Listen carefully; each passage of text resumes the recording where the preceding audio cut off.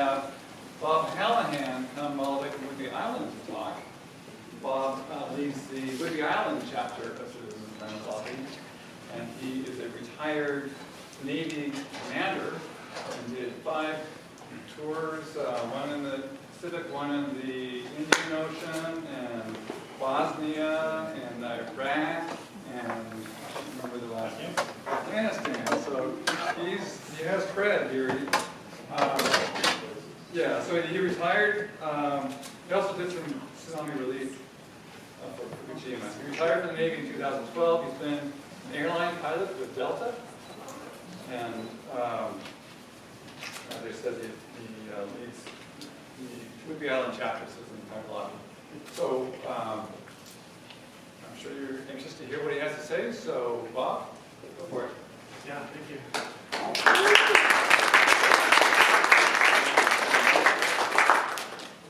Yeah, thank you. Is that volume okay if I use this? Okay. Thank you all for hosting Steve and the chapter. I'm also a member of the Citizens Climate Lobby, and I have a connection to Steve going back a few years just through that work. But I was, as he said, a naval pilot for 23 years, and that got me around the world, a lot of places, in particular the Pacific, where I did a lot of my flying, and that is really what drew me into climate work. The locations. Almost everywhere I went with the plane and the Navy was an island, except for my time on the carrier, which was its own sort of island. But you go to a place like Wake Island or Johnson Atoll, even Hawaii, the island I live on, Whidbey Island here. There's sort of some common themes with an island, which is you're a little bit isolated and you're a little bit on your own, and to some extent rely on other people. So my climate work sort of started by leaving the Navy and allowed me to do more of this kind of work. This is Majuro Atoll here, and a friend of mine, we brought a plane in and we did a lot of work there. This is Admiral Truly. It was an astronaut and a Navy pilot, and he was administrator of NASA for a long time. And he refers us to some of the other threats that the military has traditionally focused on, and says climate change is going to be very different from the traditional threats of a military officer. For one thing, he says, unlike challenges that we're used to dealing with, you might think of the Soviet Union, these will come upon us slowly, but inexorably, and they'll be grinding, and they will affect every nation, and all simultaneously. This is the former head of the Pacific Command. And the United States Pacific Command is the largest military command in the world. Admiral Locklear was a Naval Academy graduate and 4-star admiral there. He was asked by the Boston Globe in 2013 what his largest concern was, and this was a surprising answer for somebody who was also responsible for North Korea and Japan and China. So it's refreshing at least to see the Navy understanding the threat, the situation that the Navy deals with is changing, and the Navy, being so close to the surface of the water, is very aware. Today I've got quite a bit of material and a few breaks in it. I'm going to go through some general concepts, and I'll have a break for questions, and then we'll talk quite a bit about migration. I think that's been in the news. People are very interested in migration worldwide. Talk about the latest from DC, what is the Pentagon saying, what is the services saying, and then some closing thoughts and solutions. I do have a part on solutions, so stay tuned for the good part. Some of this imagery is disturbing, I'll just tell you right now. There's no really way around this being a life and death matter, but there's a point to some of it. We're talking about, the talk is billed as national security, but it's a giant field, and I'm more comfortable if we limit that to national power. So some of the things that go into a country's national power are these elements here. We say a geography, the population, the economy, the resources, a population's psychology, all go into making a nation strong. If you want to talk about national security, you also have to talk about your neighbors. Like a weak power could be quite secure if it's surrounded by strong friends, or a strong power in a dangerous world could also be insecure, conversely. So it's easy to talk about, or easier to think about, national power. And tonight, my assertion is that climate change is going to reduce American national power, particularly with the military, the resources, and the economy, and that growing together as a country will happen tremendously if we come together on the planet. This is not the disturbing imagery. This is anybody remember this movie? Yeah, this was the Gods Must Be Crazy, 1980 movie. Yeah. So what happened here? A pilot carelessly threw a Coke bottle out the window of his airplane, and a tribe of Kalahari Bushmen found it, and they didn't know what it was. They'd never seen one, but they quickly found uses for it. So someone started rolling dough with it, and then someone maybe carried water with it, and someone started a fire with it, and someone made music with it. So all these uses that they didn't have before, they started fighting over it eventually. You had a peaceful tribe, this little thing started to cause conflict within. And of course, this is a fictional movie, but it's a real story. It's the proxy tonight is, of course, for oil and for fossil fuels. That's something very, very useful to us. It can be causing us a lot of problems.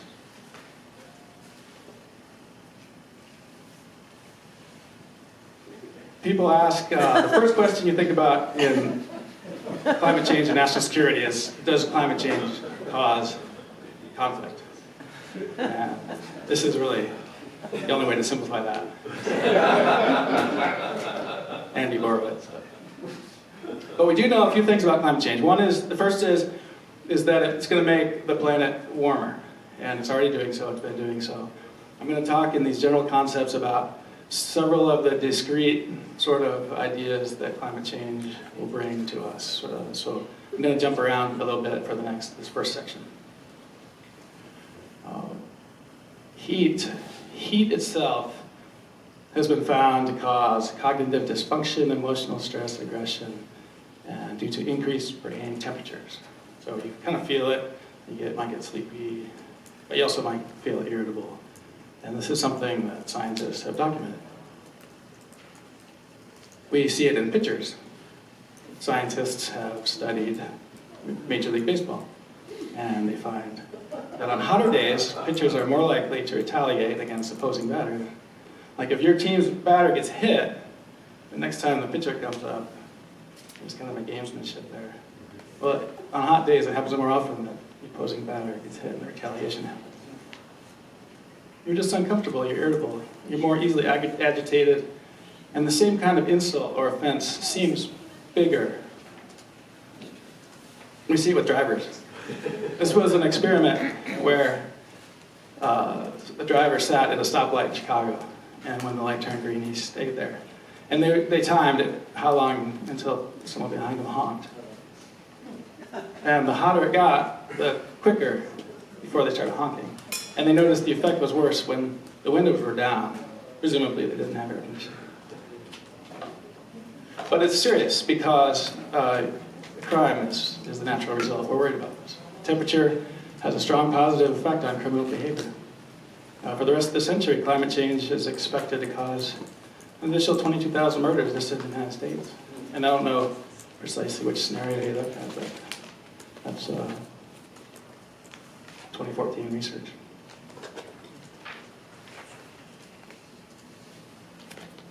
So it makes you angry, makes you irritable. Does it also cause war? That's a big step. That's a big leap. So they're saying it causes domestic crime, but does it cause conflict between nations?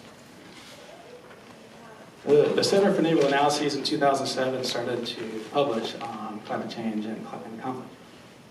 And it's a fairly young topic. 2004, the Department of Defense really came out with its first statement saying that climate change was likely to be a threat multiplier.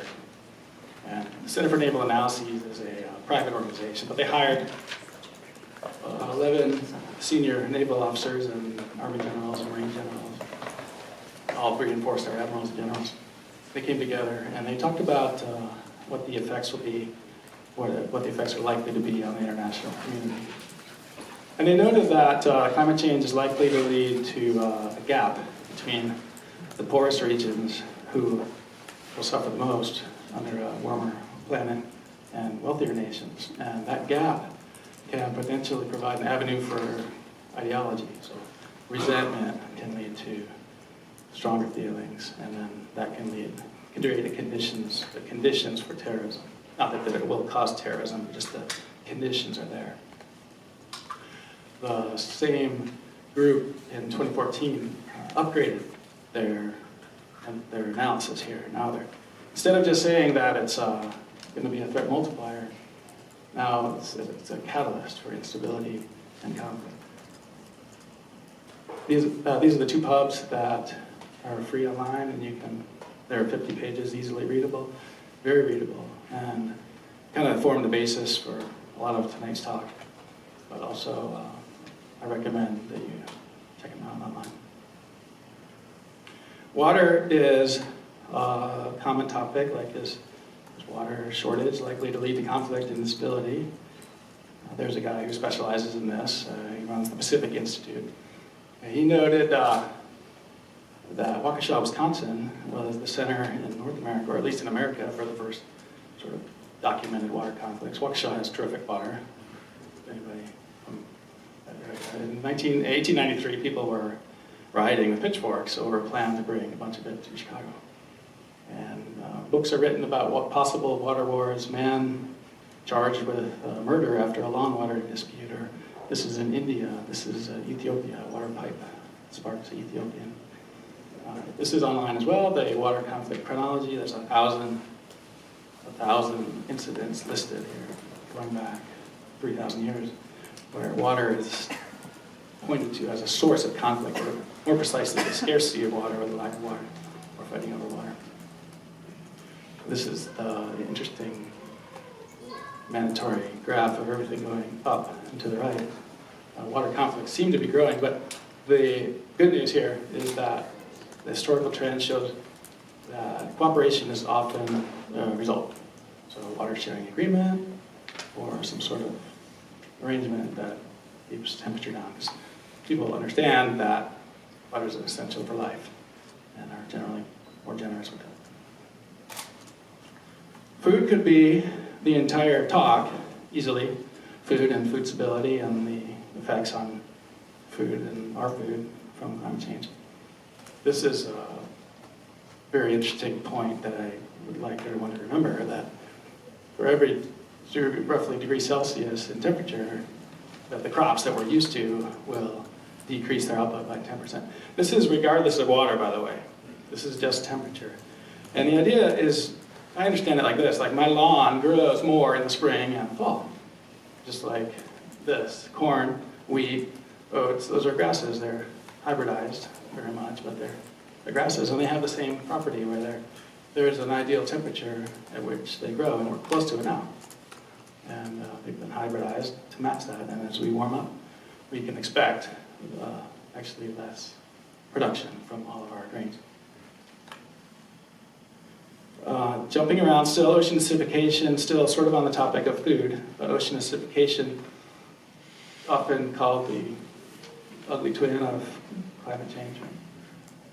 Ocean, the idea being that carbon dioxide goes into the water and forms this carbonic acid. Is a mild acid. It's what's in your soda water. It makes your pH like a Coca-Cola down to 2 or 3. But that acidification is increasing as the carbon dioxide goes into the water. And as a result, today's oceans are already more acidic.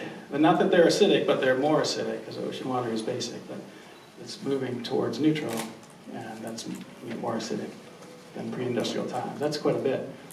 We're seeing it in the shells of these animals. These are some low animals at the base of the food chain in the Puget Sound, where this pitting has already been documented from more oceanic acidification. And the base of the food chain is not, you draw a line from the base of the food chain to salmon and to orcas and to eventually to what we eat. Coral reefs being a giant source of food for much of the world population.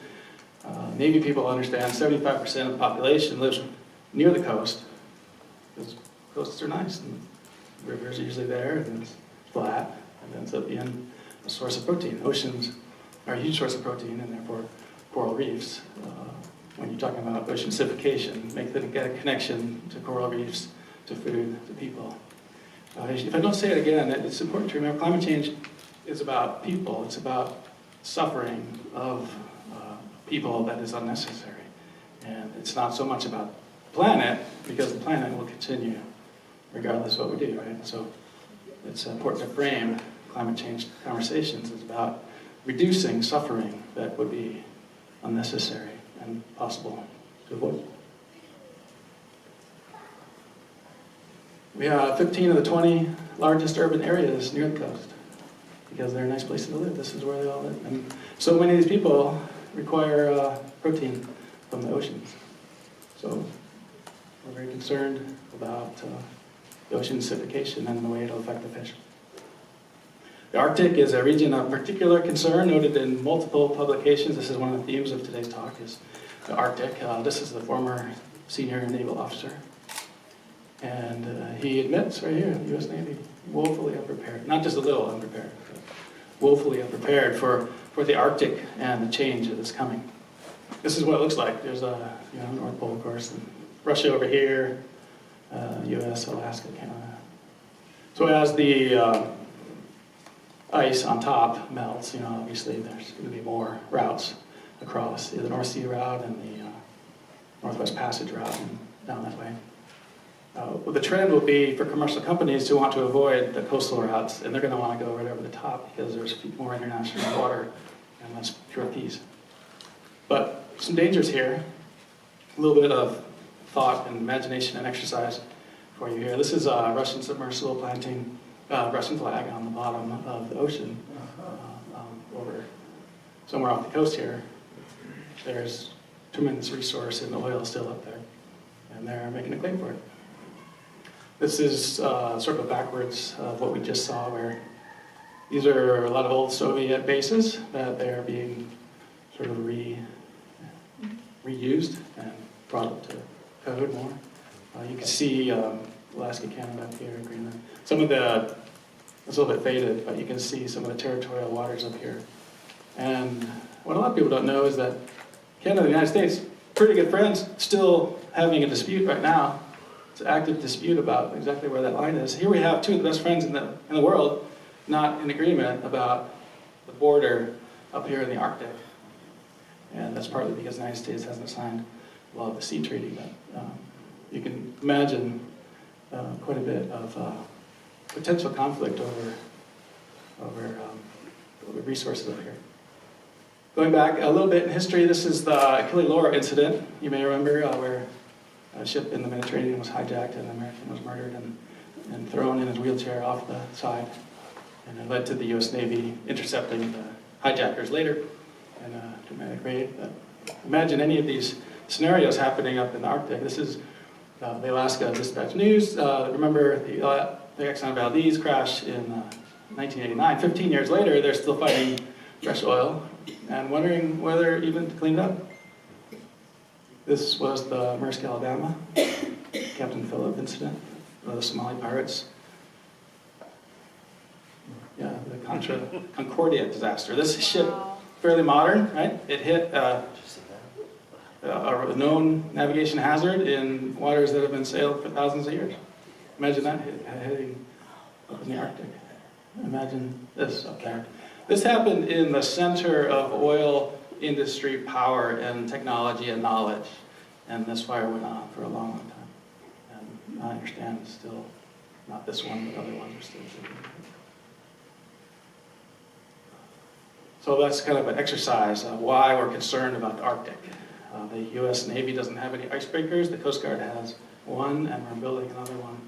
The Russians have maybe 20 or 30, quite a few. So switching a little bit to talk about geology. This is an island, and you've got salt water. So this is maybe a Pacific island, like the atolls or Hawaiian Islands, or even the one that I live on. where saltwater, if you dig deep enough, you'll generally get to saltwater. And what happens is rain falls, and it goes through the material here and forms a lens. And saltwater is heavier than freshwater, so literally you have freshwater floating on top of saltwater there. And then there's some brackish area where it intermixes just a little bit. But this is what is sustainable. This is what makes a small island like Wake Island or Johnson Atoll or Palau or Fiji. This is what makes those livable, is this freshwater lens. And if you drill a well shallow enough, you'll get to the freshwater, and then the level goes down a little bit and then goes up a little bit to match. And when it rains, it spits out the side here. So that's kind of how island nations survive, and that's how they support people. Our concern with the Pacific Island nations is obviously sea level rise, because, let me go back a little bit. You can imagine that for the island to become unlivable with regard to sea level rise, a couple things could happen. Obviously, if the water comes all the way to the top, and people are going to be floating away. But long before that happens, this freshwater lens is going to be pushed up toward, and it's going to get thinner and thinner, and at some point, it's going to become solidified. This was 2015 research that said our atolls are maybe in a little bit more danger than we thought because of something here. There's a synergistic effect. Sea level rise and wave-driven water levels might cause sea level rise to affect these islands more quickly than predicted. And this is a diagram of what they're talking about here. Currently, you have the reef out here and your people up here on your island and your land, and you get a wave height based on the wind, speed, and the depth, right? But as the depth gets greater here, the wave height will also get greater in accordance with basic physics. And the danger is that a little bit of height, extra height here, you now start to get overwashed, and then saltwater intrusion from the top into the freshwater vents. So this is the big danger for the people living on Pacific Islands and other islands that are worried about it. Now I will say this is a little bit complicated, this looks like a simple diagram, but there's a couple other effects here I haven't talked about, which is, one is the reef grows. If the coral's healthy, the reef's going to grow, and so there's evidence that some islands are actually growing faster than sea level is rising right now, and so some islands are getting bigger. But that relies on a healthy coral. And there's a couple other effects, one which is that whether the reef grows or not has to do with whether the reef is exposed to air erosion or water erosion, and from which direction. For instance, the reef out here, if the prominent winds are coming from over here and the prominent waves are coming from this direction, this reef will grow faster because of the sand falling into the reef. But if it's the other way, maybe this will shrink.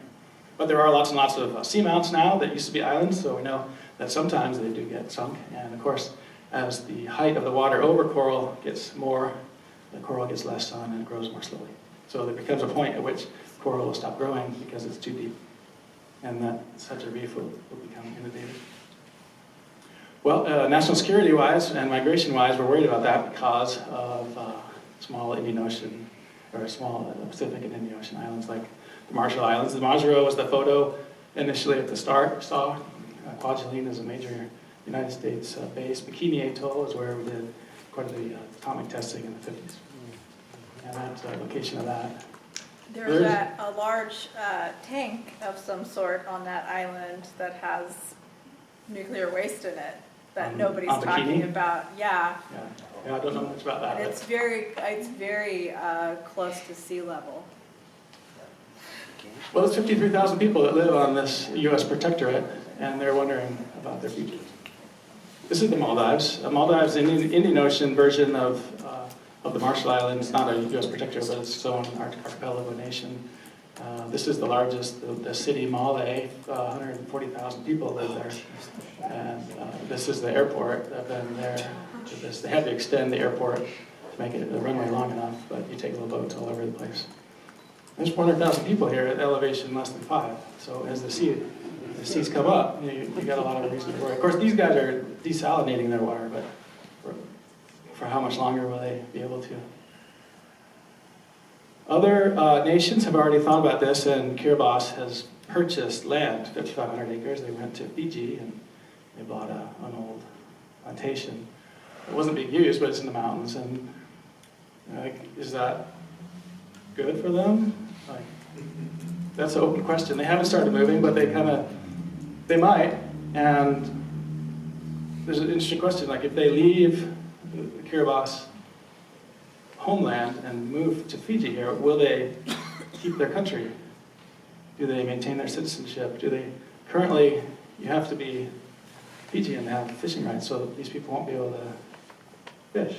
They won't be able to eat unless there's a law change, and they have to buy it all. Do they lose that? Will they have legal status as refugees, or will they keep their national citizenship, or will they become Fiji people? These are all difficult questions that we're just starting to grapple with. And the international community does not currently have a definition for climate refugee. More to come. Any questions on these general concepts?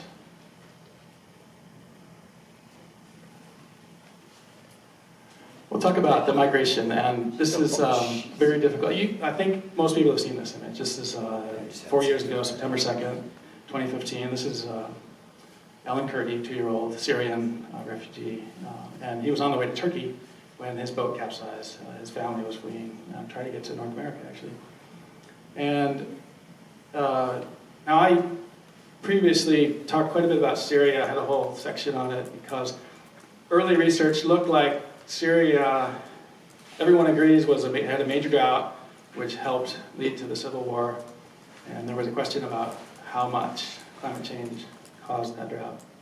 New research casts a lot of doubt on that connection, so I've taken that out. But what is indisputable is that they did have a historical drought, and that caused sort of internal migrations, and that caused displacement camps, that caused unrest, and then you draw a line from unrest to civil war, and that was partly because of the government's response to all that unrest. Alan Kurdi did have a short-term impact on our world, and you may remember that Europe just threw the doors open to refugees from Syria in ways that hadn't happened before that particular image made its way around the world. Sweden, here in the UK, yeah, bring them in, Obama, 10,000 a year, he said. But we had a backlash too. And it wasn't much longer. Remember that the Syrian refugees were coming into Greek islands and Italian islands, thousands a week. And it's natural that they reached a point of generosity, and then that was it. And so the Syrian refugee crisis, which was less than 5 million people, caused quite a bit of backlash in Europe. You see the AfD party was a far right-wing party, anti-immigrant party, began to win elections in Germany, in the Netherlands. The right-wing Freedom Party started to win seats. Marine Le Pen in France, and Brexit shortly thereafter too. Largely, I'm not necessarily saying that the Syrian refugee crisis caused all of this, but I will assert that it was a big part of it. And we had our own here too, where this gentleman ran a big part on immigration as a concern. And it's natural. You know, I'm not saying that this is irrational or that it's wrong. I'm just saying that this is what happened, and we have to live in this world. So how did we used to do it? This was World War. This was Vietnam War. USS Ranger, rescuing boat people. And I remember when I was, 5, 7 years old, our church would sponsor Vietnamese boat people. And we had that in our community in Wisconsin.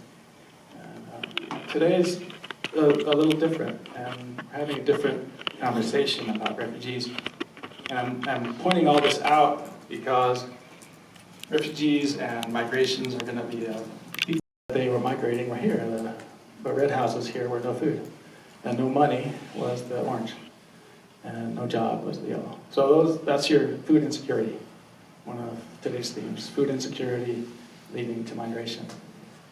And violence is here too. So El Salvador gets a lot of press for MS-13, which is an American export to the region from the Los Angeles prison complex. But in this particular survey, it wasn't a big factor in migrations. We see in some data from World Food Program that as precipitation is down, that the Mexican authorities are arresting more people. So they have a sort of a link there. And just sort of anecdotally, a thought exercise, if you're thinking about migrating, like who does that, right? Nobody. Does anybody want to migrate? Anybody want to leave their home? I mean, it's just, people just don't want to. Why would anyone leave their home? They don't want to. People. That's my belief. And so things cause them to leave their homes, and these are some of the things: indebtedness, unemployment, low wages, natural disasters, extreme weather.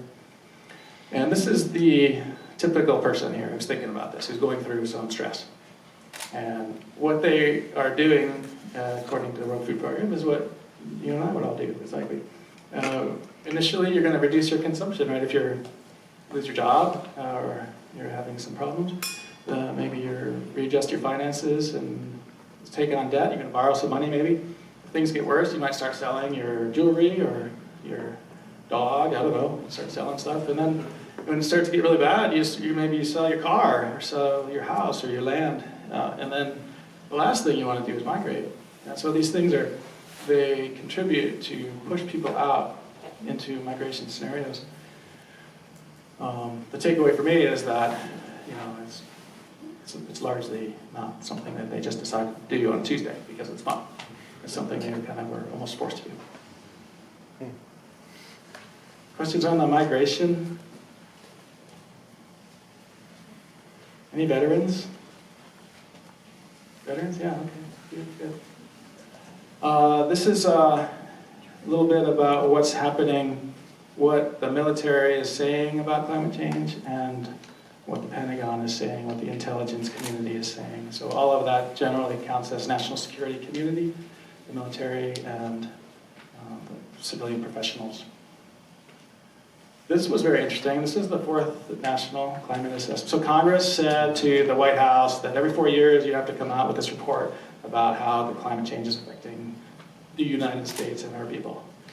And the Trump administration released this last year. It was very interesting. They released it on Black Friday, you may have heard.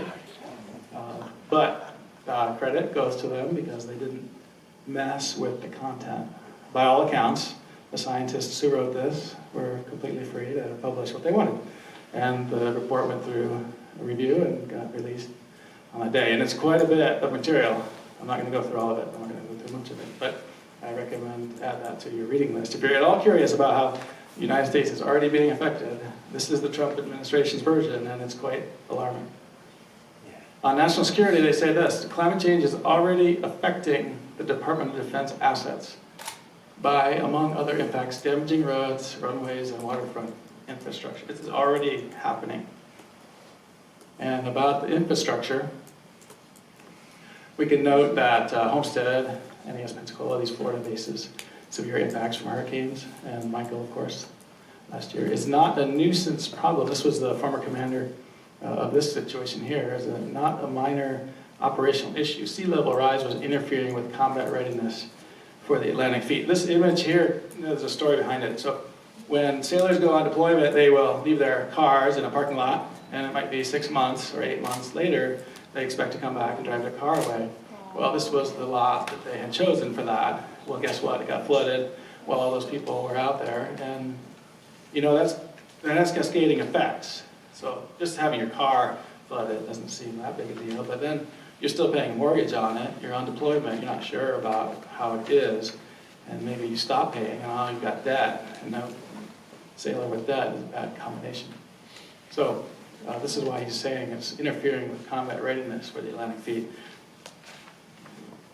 This is, you may have heard Diego Garcia, is a Southern Indian Ocean base. It's a British base, and we lease it at sea level. And those areas have been very important for the operations in Afghanistan. And a good example of a major strategic base at sea level and not surrounded by any other convenient real estate that we can use for equivalent use. Here's an example of a Pacific tracking site. This February 2018, they looked at the Kwajalein Island as a major tracking site for our ballistic missile testing. And here they're saying buildings, roads, airports will be swamped by storm waves annually. And yearly flooding by the seawater combined with slightly less rainfall will result in the islands not having a reliable natural source of fresh water. And in the worst case scenario, many low-lying Pacific coral islands could reach that tipping point before mid-century. So the Kwajalein could be gone useful in purpose by mid-century. I'm sorry, where is Kwajalein? This one is, Marshall. yeah, it's one of the Marshall. It's that island it's that you northern- showed earlier with the really big city on a very tiny Well, that's island. not, yeah, no, they- Or, So Kwajalein, near, yeah, one of Yes. the Marshall Islands. yeah. Just south of Bikini and northwest of Maduro. This is still the Trump administration's scientific report saying U.S. development assistance saves lives, reduces poverty, and strengthens democratic governance. So these are common, long-standing American goals, the kind of things we are willing to put money towards, and the kind of things we're willing to use our military for, saving lives.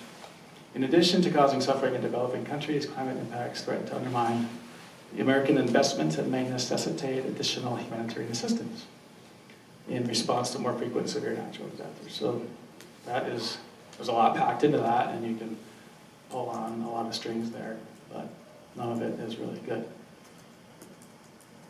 This is a January report of the intelligence community, so the department, the full National Intelligence Agency did a report on climate. Not just on climate, though, this is worldwide threat assessment. They did have a page on the climate, and they said these things. And this is, I say Trump's administration, but these are mostly career CIA and career intelligence professionals. Global environmental and ecological degradation, likely to fuel competition for resources. So there's that other theme, like a Coke bottle and water bombs. Economic distress, which we're seeing on our southern border, and social discontent through 2019 and beyond. Here's the laundry list: extreme weather, higher temperatures, droughts, floods, wildfires, storms, sea level rise, acidifying oceans, intensifying, threatening infrastructure health, water and food insecurity. Irreversible damage to ecosystems and habitats will undermine the economic benefits. So they're making an economic argument as well. So a lot of times people make the argument that we can't really afford to do anything about climate. Right? You hear that all the time in the climate activist world. But there's economic cost to doing nothing. And that's what they're referring to here. Changes in the frequency and variability of heat wave, droughts, floods, combined with poor governance, are increasing water and food insecurity. So this was Syria, particularly Syria, but other places too, where poor governance is a leading factor when combined with other challenges like food insecurity and water insecurity. Mixed, just like when an airplane goes into the ground, there's usually a whole number of things that cause that to happen. Right? It's not just one cause. And you kind of line up the Swiss cheese holes, and if you have that happen, then you have this. So they're saying that everything's becoming more likely. Diminishing Arctic sea ice, here's another one of our themes tonight, may increase competition, particularly with Russia and China, over access to sea routes. Here's some little bit of good news. Nonetheless, Arctic states have maintained mostly positive cooperation in the region through the Arctic Council. Similar to the water sharing agreements that water shortages sometimes lead to, we're saying we have we have an institution that fosters cooperation, and that will help with this. Here is a requirement. Congress required the Department of Defense last year to come up with a list of bases that would be affected by climate change. And this is what they said. They said of 79 operationally critical military installations, 74 are threatened by some aspect of climate change. And they're particularly they broke it down into 5 different things, like fire or water or sea level rise. And they said, so 74 of our most important bases are likely to be impacted by one of those over the next 20 years, fairly soon. This was the last report I'm going to talk about tonight, and it came out this spring. the guy who just became the chairman of the Joint Chiefs of Staff, General Milley, got tasked when he was Army Chief of Staff in his previous job. He tasked the Army to come up with this report, and they said some things that are pretty interesting. The effects of a warming climate with more extreme weather are not just far-reaching, but astonishingly far-reaching. These are national security professionals. So this is a time to pause. Like I'm sure Dr. Gann will agree, or anybody who's in the climate field, like, it's really hard to talk about what's actually happening because you sound, crazy. Like, how can you be using words like that? How could that be true? But I feel like just out of a sense of honesty, we present these things. Like, this is really what we think could happen, From a risk management perspective, you kind of have to think about what's the worst thing that could happen, and you think about how likely is that, and then you think about what could be kind of the middle thing that could happen, and that's probably a lot more likely, and then you think what couldn't happen or what's not likely to happen. But you can't do all your planning on that. You have to do your planning for the worst one. Well, astonishingly far-reaching. It's the things where you got to connect the dots. They said sea level rise, climate changes in food and water security, more frequent extreme weather, likely to result in migrations of large segments of the population. Rising seas will displace tens, if not hundreds of millions of people, creating massive, enduring instability. So all that Syria stuff was from like 5 million people leaving Syria. Again, many of whom went to Europe and through the Mediterranean Sea. We're talking about tens of millions of people instead. So it's kind of a thought exercise for all of us to see, like, how are we going to deal with this? The DoD must promulgate the culture of environmental stewardship. This is regular Army professionals saying we're not really in sync with the American public on environmental stewardship. They're lagging behind demands for energy efficiency and minimal footprint will hamstring Army budgets because impact the military's ability to receive required funding to face the growing number of security challenges. So they're saying that if the Army is admitting, like, if it's seen as being out of sync with what kids want, like, hey, the Army's not recycling, the Army's making a mess of training grounds, whatever, the Army's contributing to pollution. The Army popularity will become a problem the way it has previously, and that will affect budgets. And that will, in turn, affect the Army's ability to meet its missions. And this set of Army professionals, and it's not just Army, there was someone from NASA, someone from a couple other agencies, I think NOAA contributed. They talked about the Bangladesh problem, where, again, a migration scenario. Here's Bangladesh. So it's mostly surrounded by India, and the other country is Burma. This is what India's doing. India's building giant fences already. They've already done this. And this is a country here that's under international scrutiny for not treating the Rohingya minority well. And here we are, Bangladesh, with, so it's 1/5 the size of France, has 160 million people, and it's mostly sea level rise, like this, mostly very low-lying area. And then this area here, I think, is where the Bengal tigers live still, kind of a mangrove forest. This week. Yeah. Right, so if you're concerned about tiger populations, you're watching Bangladesh. And the people currently don't really, my understanding, don't really live in those forests. But when the sea level area starts getting inundated, then they're going to move somewhere.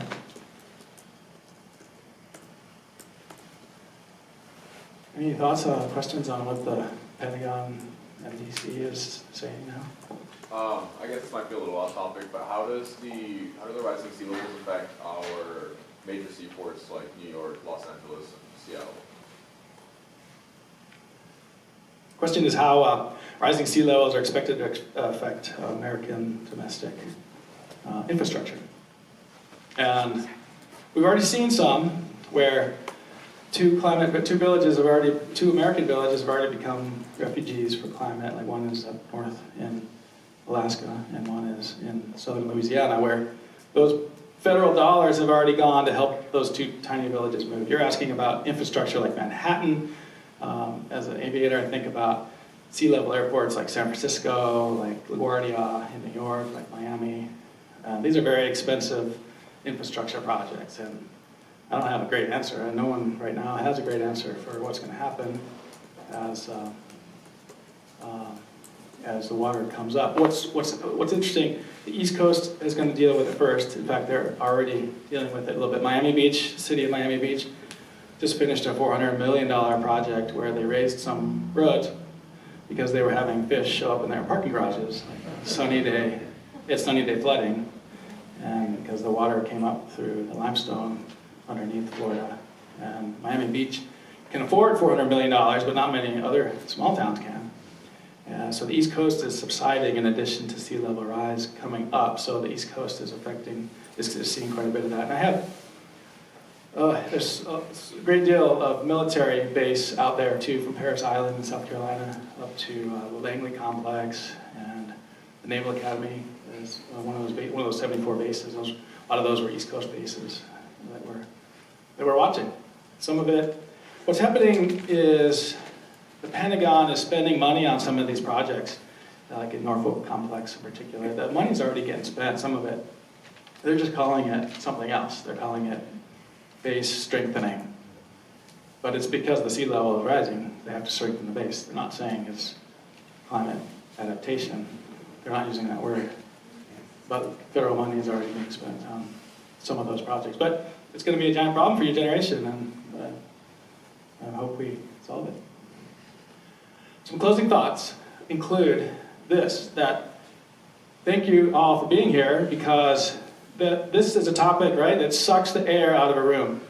There is not a lot of joy in this topic, but we have to talk about it. And one of the things that make it hard to grapple with is that carbon dioxide, and I say CO2 of course, I mean all the other greenhouse gases, but carbon dioxide is kind of a proxy for all the others. It's not an immediate threat to my health or anyone's actual health just walking around the planet, but it is very much a threat to the systems we rely on. So that's a big difference. Like if you come to me and say, we have arsenic in our food, okay, everyone is gonna go to general quarters and we're gonna get different food and better food, and it's gonna have no arsenic. Mercury, be the same thing. Lead in our water. The tolerance is 0 for those things, because those are acute threats to our personal health. But when you talk about carbon dioxide, the tolerance is not 0, although it probably should be, right? So we got to get our hand around the different kind of, like what Admiral Truly said at the beginning, this is a different kind of problem. The free rider problem is very, very prominent here, where those acting most strongly to reduce their emissions might not get much benefit. Like California right now, they've had 3 years of record fires, even though that's a state that's doing more than any other state to stop climate change or minimize it. And conversely, a foot-dragging state or a foot-dragging nation might get a lot of benefit if everyone else fixes the problem and they don't do anything. So that's kind of the temptation is there, that people or expect their neighbors to do it, or they say, well, I could do a lot to stop climate change, but if everyone else doesn't, then it doesn't do me any good. And most of the things are true. The problem for American national security comes in the narrative, which would be very bad for America, that we are a foot dragger. We do not want that narrative out there in the world. We're the richest nation that's ever existed in the history of the planet. We should be leading the effort, right? Not just because it's the right thing, but because we can afford to. So 2 totally different reasons. But the space here that,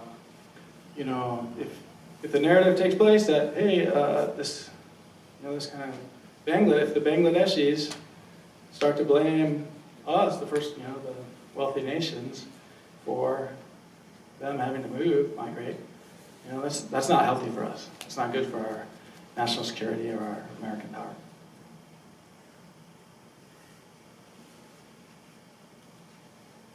Here's another thought exercise, which is for most of us as a fairly wealthy people, cutting our carbon footprint is inconvenience. It costs money, maybe Maybe we spend a ton of money, a lot of money, maybe can we make our house net zero, and we get rid of our furnace and replace it with a heat pump, but we can afford to do those. It's painful, but we can afford to do those things. For someone who's in a developing nation, it's much more than an inconvenience, right? It's a matter of survival for these island nations, for instance, or for Bangladesh. It's their actual national survival is what they're talking about. For us, it's an inconvenience. For them, national survival. So the major difference in the impact and the connection between actions and results. Climate change in the national security world, when you're talking about conflict between nations, brings up some interesting ideas. One is that governments can take this as an excuse to blame problems on externalities. I'll talk about Syria, for instance. So Syria had that big drought. It was like 5 years long, and lots of farmers lost their land. But they reacted badly to it. The government did not adapt to that new situation, drought. They didn't really ask for help from their neighbors. Bashar al-Assad favored farmers who were using wasteful irrigation, like spray irrigation instead of drip irrigation. They were planting water-heavy crops, and they never really adapted. So the government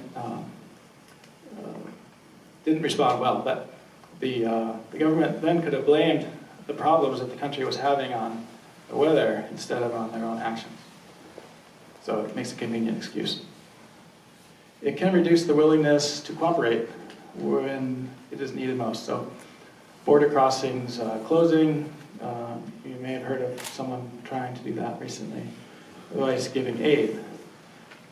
So we've seen this where last year the Trump administration decided to cut aid to the Northern Triangle countries. So just when the Northern Triangle countries, Guatemala, Honduras, El Salvador, could have really used some help, we said no. We said less. So reducing the willingness to cooperate just when it was needed most. Go back to the Bangladesh example where countries might see, like say you see an impending disaster on your